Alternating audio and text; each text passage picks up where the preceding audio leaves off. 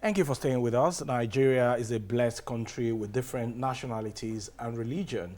And these, of course, form the basis of our decision, especially during the last presidential election in the country, where people openly played the ethnic and religious card regarding who they decided to vote for as their president in the 2023 presidential election. How dangerous is this for us as a country, playing religious and ethnic bias anytime we are taking important national decisions that will reshape the future of our country? This will form the basis of our conversation this morning, uniting against ethnic and religious bias. And we have two gentlemen with us in the studio. We have Prince Kelvin Wauha, politician and social commentators with us. It's a pleasure to have you. It's my pleasure to be here this morning. Good morning. And right beside him, we have Imam Abibulai Arayemi, Islamic cleric and Chief Whip, Lagos Youth Parliament. It's a pleasure to have you as well. Thank you so much. Okay, when you look at the 2023 presidential election, openly Nigerians played religious and ethnic sentiment regarding who they decided to elect as the president of the Federal Republic of Nigeria. They played it traditionally, especially online, where people were even abusing each other, neighbors holding each other by the jugular simply because they are not from the same tribe or they are not practicing the same religion. How delicate is this for us as a nation? Well, I must say that it is very, very bad. It is not something that should be encouraged.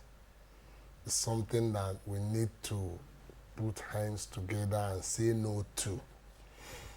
You know, looking back in 2023, I was also in this studio with Uncle Greg or so. And I said something as an Igbo man. But first of all, I want you to commend the uniform I'm putting this morning in respect to the discussion.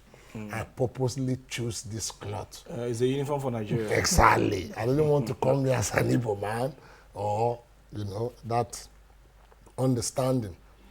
And I said, in 2023, I said we have three fantastic people that are contesting for the post of the president.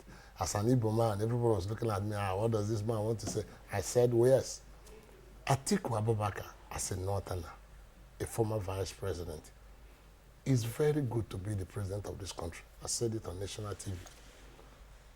But we all know that we have good, better, and what? Best. We are taught that in primary school, that something is good, another is better, and you still have the best. That as at that time, until now, that I think P2B is better, is a better candidate. I was not looking out, there was nothing like ethnicity or religious bias. Or whether is your brother? No. But as at 2023 till now, that Aswajibola Ahmed Tinubu is the best. That was my analysis. I didn't look at it from the understanding of Igbo, Hausa, Muslim, Yoruba, or Christian. Muslim, or Christian. Because three of them, they are all human beings. That's my point this morning. And they are Nigerians. Apart from being Nigerians, first, they are human beings. And if we do not go back to the understanding that human beings first, then a Nigerian second, and whatever or wherever you come from has no or little role to play. I'm in Lagos. I'm an Igbo man. I've lived here for 36 years. So what is the point of being Igbo or being a Christian or being a Yoruba? I am in a place that accommodates me, a place that provides the things I need. I should promote unity and take away. If I should be an Igbo man, I should also go back to the East and remain there. If I should base anything I'm doing on being a Christian, I'm a Catholic. Even in the Christendom, there are sets. I'm a Catholic. We have CAC. This is an Anglican. We have Anglican. We have a Baptist. So, to what extent can we continue to divide and promote these vices that are not promoting unity, that are not promoting excellence, that are not promoting the fundamental things that brings about growth? So I'm saying no. All right. For Abib now, Part of those that played this game of bias were the youth on social media during the 2023 presidential election. Why do you think majority of our youth are reasoning in that particular way of ethnicity, religion, attacking each other on social media? Yeah, thanks very much. I think we really need to understand and always discuss the importance of nation building, which is beyond religion or ethnicity. These are actually issues that threaten the fabric of our dear nation. It touches the hearts of people who are really concerned about nation building. Religion has never taught us to diversify, to think that we are different. We should see ourselves as one. And as youth, we should understand that a nation cannot be reformed without the reformation of the youth. We are the catalyst of change. We should not be an instrument for destruction for our dear nation. If Nigeria happens to fall, God forbid, where do we want to run to? We are thinking of running to other countries where we will also be attacked by racism, ethnicity. So why can't we just come together and build our nation? Regardless of whatever religion or ethnic group you belong to, know that beyond this, beneath everything, is what we know as humanity. As youth, we should understand the importance and the purpose of religion and ethnicity. It should beautify our country. Seeing people of different ethnic groups, people of different religion, we should always glorify God. That, is it not the same God that created you? He created this, he created another person. We see ourselves with different color, speaking different language, practicing different religion. We should always acknowledge that Nigeria is actually blessed with different ethnic groups and religion. We shouldn't contribute, because and another fact is that when you see a lot of youth on social media, you see somebody bearing Abdulrazak, somebody bearing Peter or other religious names. You see that they are not even involved in religion. You see them, you don't see them in mosque, you don't see them in church, and they will claim that they belong to this particular religion. And even somebody bearing Aborisha, somebody bearing Bolanle, they don't even understand what their culture is about. So, and they go out there representing their religion or their culture, which is very, very bad. But shouldn't our diversity, like you rightly pointed out, be our strength? The fact that we have different nationalities, we have different religion, that should actually be the basis of our strength. Exactly. So we should understand that having different cultural background, different language should be a form of strengthening the unity that we are meant to have in a country. We're meant to be strengthened by our differences, our cultural background, our languages, our religion. But our youth, they see beyond, because whatever they see on social media is what they believe in. And they do not even go back to their guts to see that before now, even according to what religion teaches us. Islam, for example, now, you go to Saudi Arabia for Hajj or for whatever pilgrimage you have, you see people of different languages, people of different colors, and you'll be like, why is this person so tall? Why is this so short? It should be a beauty for us and not a form of division. Okay, Prince, I'm going to take you back a bit into history. During the 1993 presidential election, we had Chief MKO Abiola and, of course, Usman Tofa and Babagana Kingebe. I can't remember the vice of Tofa now.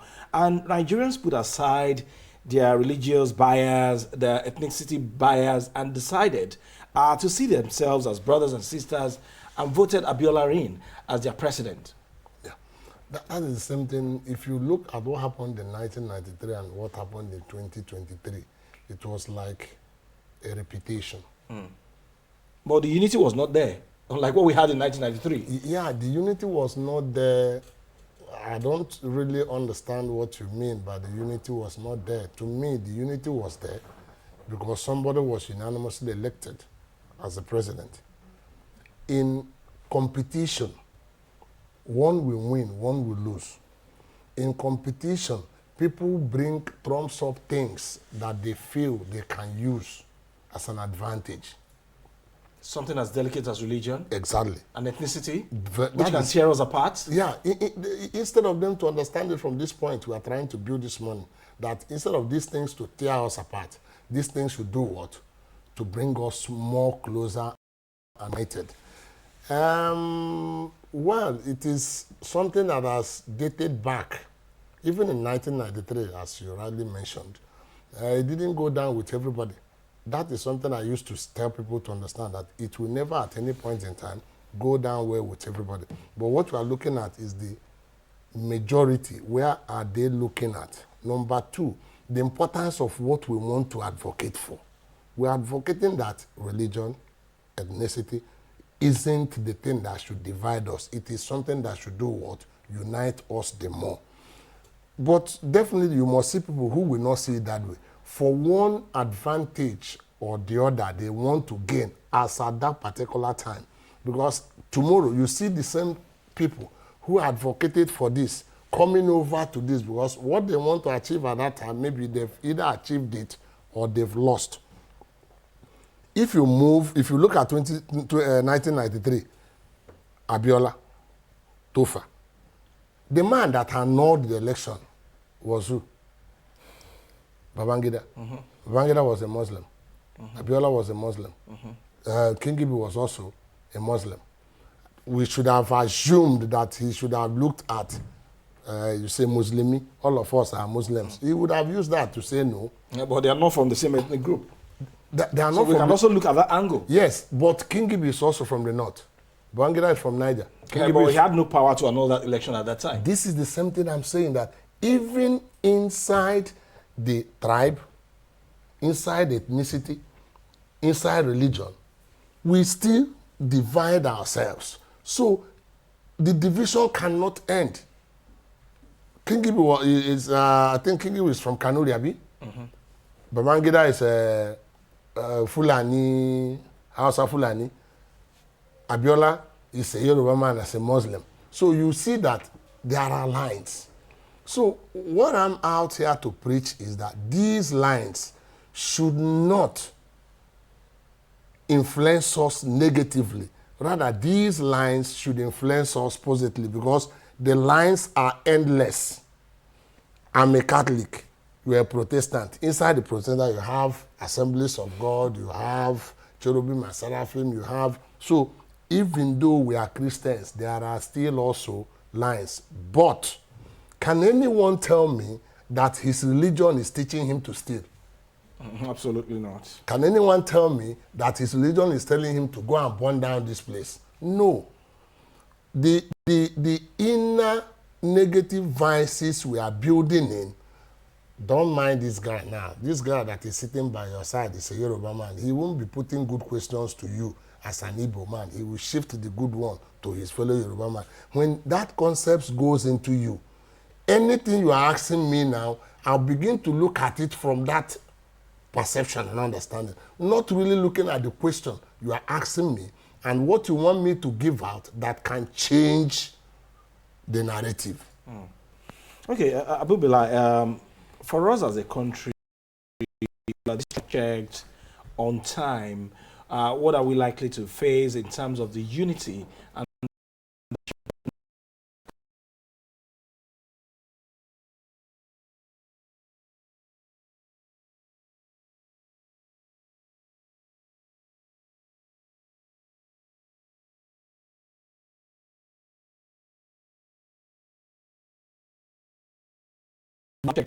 to Friday? Yeah, wonderful enough. This morning I read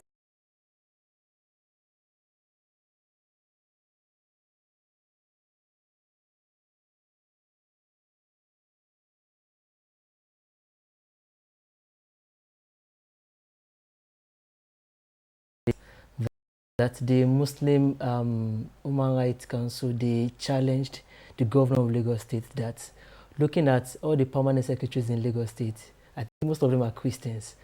Why are we not including Muslims? Considering religion and ethnic affiliations, we also need to look at which one is right.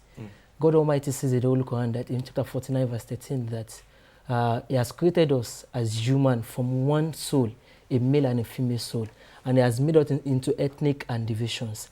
And the best among you is one who is righteous. So beyond religion affiliation, beyond ethnic affiliation, we need to look at which one, who is the best among us. So if you have 10 people on ground, we want to select 2 out of them. And we know that out of these 10, just 2 are very much okay, and they are Christians. So when we are looking at nation building, we we shouldn't be looking at religious affiliation or ethnic affiliations.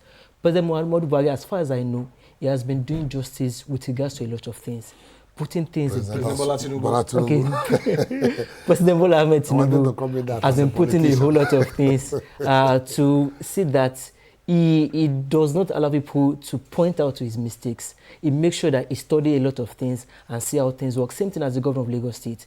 But people are actually sitting down somewhere looking at how they can actually find fault in what they're doing. It mentioned earlier. Exactly, sir. They are looking at what, let us see the faults. And even if we decide that, okay, this is your about tenure, we want to do this, no. Really, that is why we have religion. Religion is to checkmate us that beyond ethnical affiliations, there is still religion. Religion has come to combine us together to see that we are united beyond our affiliations. Let me help you there. In this accusation that President Bola Ahmed Tinubu is only routing for Yorubas in juicy positions, somebody did that, and another person went and brought out the list of appointments and now through this question, please, can you justify this with these your claims? So the thing is that, like I said, the lines are there. So what I'm thinking of is, what do we do to narrow down? We're still coming to that. These lines. But as for criticism, they're there. So if you look at that list, honestly speaking, will you say that Bola Ahmed Tinubu has just appointed Yorubas? Absolutely not. Eh? Absolutely not. So that is it. So we have people who are benefiting from this, crisis. Somebody say, governor of, I think, either Niger State, Bago said, why are you Northerners doing this? This man is only just 2 years in office. And our man was there for 8 years. Why don't you give this man space and time? Another thing I want to point out is there are fundamental things we don't look at while we are criticizing for the purpose of criticism. Those that merited the permanent secretaries you talked about that are maybe Christians or no Muslim, have you looked at the cadre of growth in the system? Have you looked at it and how they got to that position? How they got to that position? Or simple because I'm a Christian, you are a Muslim, you should bypass the line to become a permanent secretary because we are playing this game of religion. It must be a Christian, it must be a Muslim. We should look at things. That's why I say human being. That guy, those 20 people that the governor of Lagos said has appointed as permanent, are they human beings? They are. Okay, as we continue to navigate this dangerous path of disunity in line of religion and ethnicity, now we are beginning to prepare for the 2027 general elections. What are those things that we need to put in place to reshape the orientation of Nigerians, our youth, our elders, politicians, religious leaders, as well as traditional leaders? Because the campaign, whether we like it or not, has already started in a subtle way. Yes. I was discussing with my son and brother out there, and I asked him a question. I asked him, let me put it this way. In 2027, what are you looking at? Are you looking at a president that will better what is on ground now? Are we looking at a president that is of your generation? Generation as for youth, geographical context, religious context, and what have you. And I said, number one, I'm looking at a president who is a human being, who understands the principles of right and wrong. A president who will build on what is already on ground, irrespective of where he comes from. Because somebody like me, my fellow Igbos that are on this TV now, watching me across the nation, some will say, this useless man, this stupid man, that anything Bola Ahmed Tinubu is what he likes. That shouldn't be. You should look at what somebody stands for. To me, 2027, yes, those who wants to come and contest are free. Those who wants to come and become whatever they want to become, they are also free. But let them tell us what they are going to do. Offer. Let them tell us their plans of eradicate? Are you coming because you're an Igbo man? Is that the major thing why you want to be the president of this country, is because you are Igbo? Or are you coming because you're a Yoruba man? Are you coming because you are a Northerner? Even in our legislations and constitutions, you find out that we've tried to put these things in. We call it federal character. That if you have one Igbo man here, you should also have one man there, man. one Hausa man there. Has that really helped Address the problem? This country? Has that really do us some good? Or has it continued to do what? To push us back? It's a situation where I know that you are good in this job. For heaven's sake, why do Nigerians go to US, go to other countries and become? Because the people there are not looking at your color, your race. Not looking, they are looking at your input, what you are coming to offer. Engineer Jiboku will say, what are you putting on the table? What are you putting? What are you bringing to the table? It's not just your makeup or your size or your brain or whatever. What are you putting on the table that will move this system forward? So this is what we should look at in 2027. Okay, so Abibila, in addressing this problem, would you suggest that other nationalities or state government or even the federal government should take a cue from the template of Lagos State, wherein when you go to the civil service of Lagos State, you find Hausa there, you find Igbo there, and this is one state where Hausa or Igbo man have been appointed as commissioners, as special advisors, as permanent secretaries. Elected vice chairman, in different local government, councillors, and also. So what are the lessons therein for us to copy as a country? Yeah, I think we need to understand that in as much as we believe that we are all Nigerians, and behind it we are all humans, we need to know that whichever state we reside in, we are a shareholder of that state. Either for the progress of that state or for the degrees of it, we are also one of the instruments for the progress. So as an engineer, for example, now I was in Abuja last month, so I dressed, I think this way, and somebody approached me with Hausa. I was like, what are you saying? I smiled. He was like, am I not an Hausa man? I was like, no, I'm not an Hausa, I'm Yoruba. I said, you dress like Hausa man, that you should be able to communicate with us. I told him, I'm Yoruba man. Some people generally see you that if you're a Yoruba person, you need to go and enjoy the benefit in your own state. And if you are here, no, you should be like a stranger. No. As a Nigerian, wherever you find yourself, you should know that you are only, Yoruba will say only that you are also a shareholder. You are a resident of that state. For example, Lagos State now, aside from being an indigene, you need to register for LASRA to show that you are a resident of that Lagos state. And whatever opportunity that they are sharing that is out there, you are also entitled to it. So if other states can also emulate this, anybody who is residing in that state should be considered as a resident and somebody who is entitled to whatever benefit they have there. And when we're talking about civil service occupations, job opportunities, appointments, since we are all Nigerians and nobody is thinking of benefiting here and going back to his hometown to go and put whatever he has there. No, in as much as he has the intention of putting the state or the country forward, I think they are also entitled to whatever opportunity we are also putting out there. Lagos State has set the example of a lot of people. They have chairman SSC on Igbo affairs that come and represent people. Lagos State also have a lot of young people and people from different tribes, regardless of whatever affiliations they have. I think other states can also emulate. Some people are still doing it.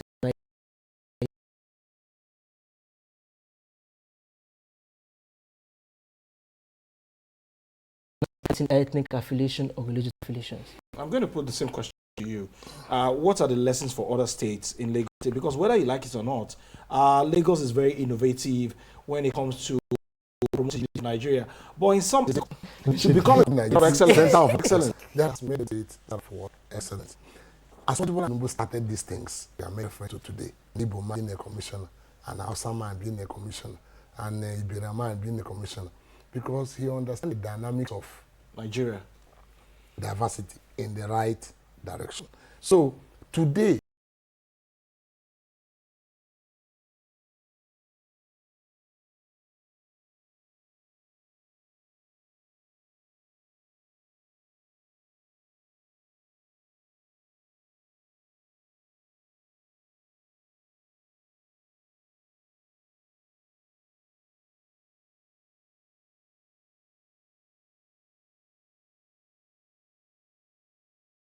A lot of states are emulating Lagos State. Oh. If you go to Enugu State, a Yoruba man is a commissioner there. It's an essay to the governor today. Is a commissioner or an essay? An essay. Okay. Are you getting my point? Good. So they are beginning to learn. When good things are out there for you to learn, you put in place so that others emulate. Lagos is a pace setter. Lagos is Nigeria. Lagos is a cosmopolitan state where you see I don't think there's any tribe in this world that you don't find in Lagos. So Lagos is doing well. Other states should do what? Emulate. Begin to practice these things that keeps us together, not these things that puts us apart. If you see an Igbo man in your street, don't see him as an Igbo man. See him as a human being. That is my point on this national TV, that when we begin to see ourselves as human beings, not Igbo, not Hausa, not Christian, not Muslim, because even inside the Christian and Muslim, even inside the Hausa, there is still Hausa Fulani, Hausa Kanuri, Hausa this, Hausa that. If you come to the Igbo side, he's from Enugu State, he's from Abia State, he's from Soka, he's from this and that. The divisions are there. It is endless. So let's put these things aside or use it for our own good, to the glory of the country called Nigeria. So in forging forward as a nation now, what do you think some agencies of government can do to reorientate us as Nigerians, especially the National Orientation Agency, as we look forward to the 2027 general elections? Yeah, I think that they have a lot of work to do. And I think that those that are appointing people that work in those agencies should also do more by bringing in in our federal character, people from so many tribes, so many religions. When we are talking about it, have we talked about African traditional religion? Are they not there? They are also there. So and they also have a stake. They also have a stake. So they should, bring a lot of good heads together who will go out around this country to let us Nigerians know that our problems are not because you are a Christian or you are a Muslim or you are Igbo or you are Hausa. I'm putting on this cloth as a Nigerian because I know there is no Igbo market, there is no Hausa market, there is no Igbo church, there is no Hausa church. If it is a church for Catholics, every dick goes there. If it is you are an imam, in your mosque, do you say he's from Ekiti or he's from... No, we go in there and worship as brothers, do things together. That should be the intent for this country so that we can move forward. Our diversity in terms of ethnicity and religion should not divide us. Let it bring us to what? Together as a people. And we do that, God will bless this country more. So aside from what the National Orientation Agency should do, what should be the role of our religious leaders and traditional rulers as well? Yeah, I think one of the core agents of national building are actually our religious leaders, because they are the ones that preach to people in general. A lot of people come to mosque, they go to churches, and they have the chance to speak to people in large numbers. I think we need to also make sure that our sermons encourage national beauty and the spirit of loyalty to our country. We should make sure that we build bridges rather than divide ourselves or build walls. We should see beyond our color. We should see beyond our religion. We should see ourselves as humanity, and always encourage, starting from the young people, our children, that see this person is Yoruba, is an Hausa. You can also encourage inter-ethnic marriage. You can go and serve in Bauchi. There's no issue there. Don't tell me that you want to do deployment. No, go there, go and understand their religion. And I think that we also need to erase the problem of one-side story.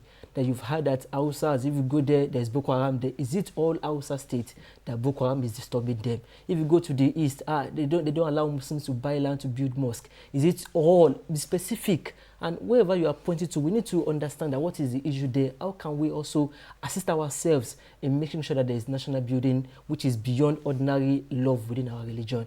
Once again, I want to implore our religious leaders to also make sure that their sermons are bringing love, are bringing unity rather than division or diversification. What about the traditional rulers? The traditional rulers, yes. In the course of our discussion out there, he said something, and I asked him, can you pinpoint to, my father is the king of my place. And someone says, lands are not sold to Muslims to build mosque. That's a big lie. I'm on national TV, I want to ask somebody to tell me, in a particular place in Igbo land, where a Muslim wants to buy land, where he wants to build mosque, and people there, or the traditional rulers there, are saying no. These are assumptions and things that people put out in the social media that is dividing and killing this country. Somebody said, Boko Haram has finished Igbo people in the north. I said, guy, where are you from? He said, you, uncle, how many of your townsmen, how many of your village man has Boko Haram killed? He said, none. I said, then, who are you telling the world that Boko Haram has what? Finished Igbos? And when somebody who is not well informed gets that information, he begins to misbehave. So the teaching and the sermons for the traditional rulers, people like my father and other, is these things are most imagined than what? Being real. Tell the people that, there is no development in my place. But if 10 big Yoruba people who has money that can build companies can come in, my place will do what? Will develop. How did Lagos develop? How did other countries develop? How did other states develop? People from all walks of life comes into a place, put their resources together, and there is development. So traditional rulers has a lot to do, both here and in the villages, by telling people that these wrong assumptions, wrong presentation of issues, and wrong perception of things should be thing of the past. Let us move forward and look at the proper thing that says, love your neighbor as yourself. As yourself. All right, that's an interesting way to end our conversation on uniting against ethnic and religious bias this morning with Prince Kelvin Nwauha, politician and social affairs commentator, as well as Imam Abibulai Arayemi, Islamic cleric and chief whip, Lagos Youth Parliament. Together, they have sounded a note of warning for those playing the ethnic bias, religious bias. We need to come together as brothers and sisters and see ourselves as one Nigerian. We'll take a very quick break at this moment. When we come back, it will be the ton of Joy and Joshua to take you through their own conversation. Do stay with us.